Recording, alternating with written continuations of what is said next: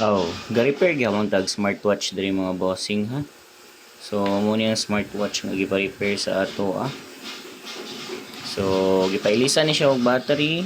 So naay battery nga available pero i-check na to mga boss kung mao ba gid ang battery kay si customer ang nag-order aning battery ani.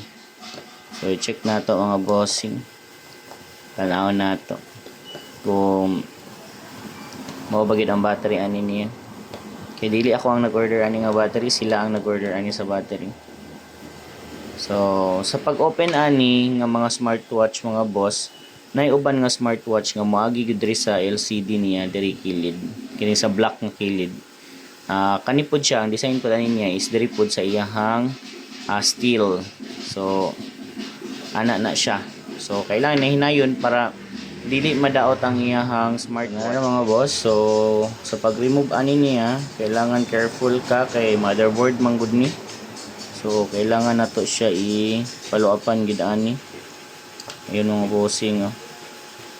So ayun. So tanaw nato ang battery kung mao ba gyud. So check nato mga boss. Mo gid ang battery.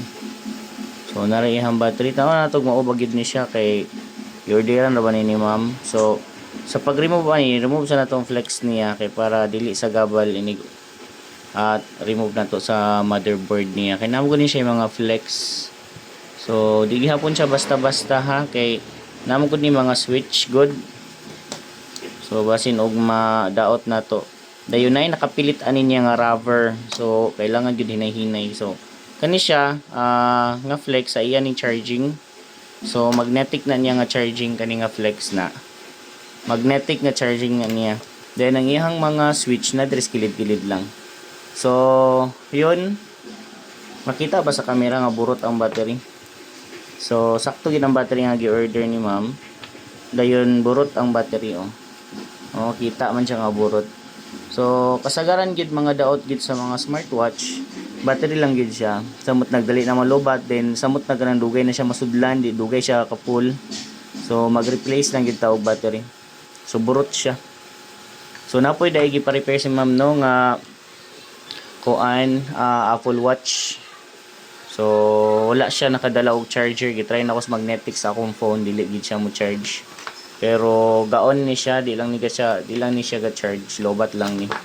So lato na nato si mama ni magkuha sa isa ipadala na to ang charger ani para matry na. Pag-remove pud og battery mga boss, kailangan pud nato na siya butangan ani.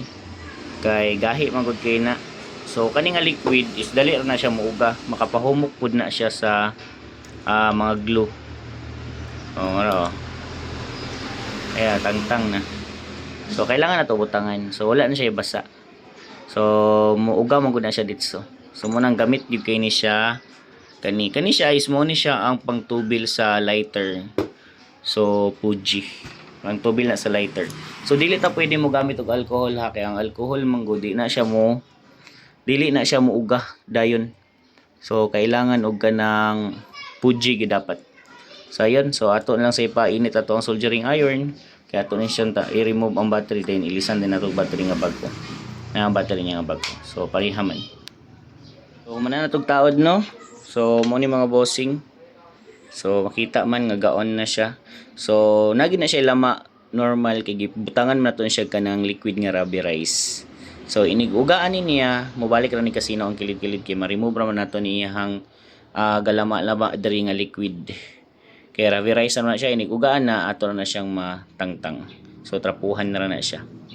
So kung gusto mo pa-repair diya mga boss, anhilang mo diri sa kuang shop mga bossing. So ang ato ang mga stocks gid on hand diri sa iPhone natin mga stocks ana sa mga LCD battery mga bossing. Sa mga Android pod mga boss, nagyapon ta na mga boss anhilang mo diri sa shop. Location ako mga bossing as na diri sa Claro Enrico Street, Malaybalay City mga boss. Tapad sa Babuchao. Shish.